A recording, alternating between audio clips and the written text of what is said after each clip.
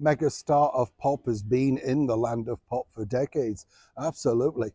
And of course has enjoyed varying degrees of success along the way, picking up Oscars, #1 albums, and of course she would admit herself having sort of, shall we say, barren periods where people forgot exactly who she was. But those, incredible sort of designer Bob Mackie gowns certainly put this particular superstar back on top. But do you truly believe this particular stance she's suddenly taking? As ever, let me explain. Hi, good morning. How are you? Nice to see you today. And as ever, thank you so much for joining me. Lovely to have your company. Yes, at the end of this month, we're going to have the recording of the very prestigious Royal Variety Performance. We used to call it the Royal Command years ago.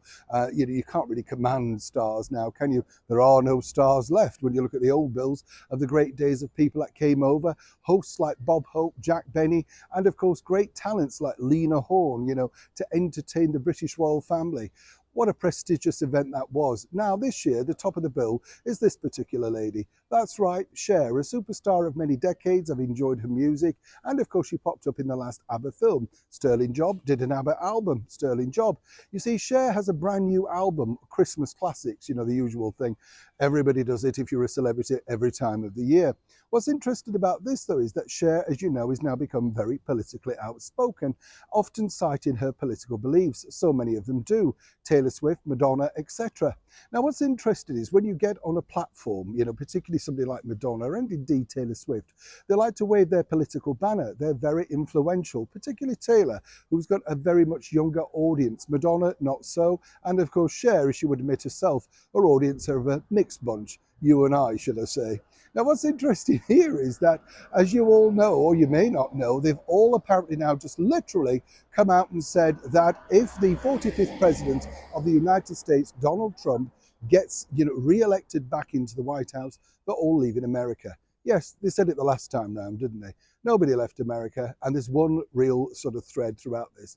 They've all got product to sell. Madonna's still trying to sell certain levels of seats for her celebration tour.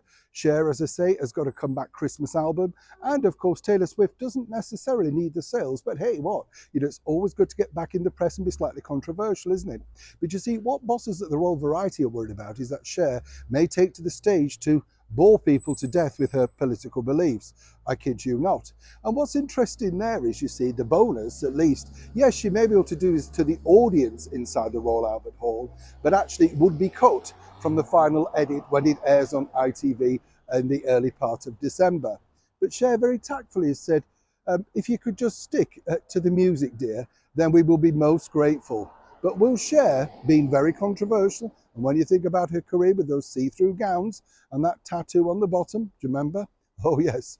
Will Cher actually take note, or will she use this opportunity to once again make sure the spotlight is on her and no doubt her latest wig?